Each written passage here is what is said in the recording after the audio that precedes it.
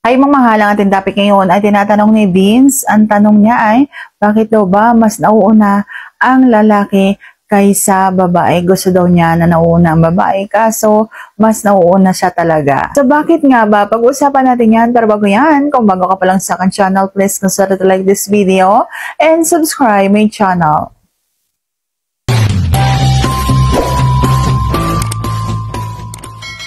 Shout out to Ortiz family. Lagi po siyang nagpapa-shoutout dyan sa comment section.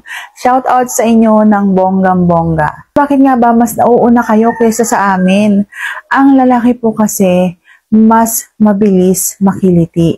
Mas mabilis makaramdam ng L. Hindi katulad ng babae. Ang babae po kailangan ng maraming hagod, maraming pangingiliti, maraming pagpapadama ng dila, ng haplos, ng kayod, ng kutingting, sa kung saan-saan ng isang babae bago siya makaramdam ng kiliti at ng L at bago siya malabasan. Kailangan mong maglaan ng oras, hindi ka dapat magmamadali kapag halimbawang gusto mong mauuna ang isang babae. Hindi dapat yung baon hugot lamang ang iyong gagawin.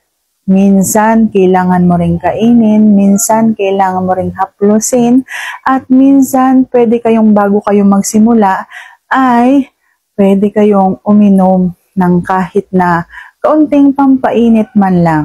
O kaya naman yung simpleng pag-uusap nyo lang bago kayo mag-anuhan, ay nakakainit din po ng isang babae. Kung halimbawang bago kayo mag-anuhan ay naghahaplusan muna kayo, o kaya nagtutukaan muna kayo, o kaya hinihimas mo man lang siya bago ka magpasok ng iyong tea. Ganun po. Hindi po kailangang hubad agad lahat tapos ipasok mo na agad yung iyo. Kasi mas lalong tatagal at lalo kang mapapagod, kakahagod dyan sa iyong tea tapos siya matagal pa.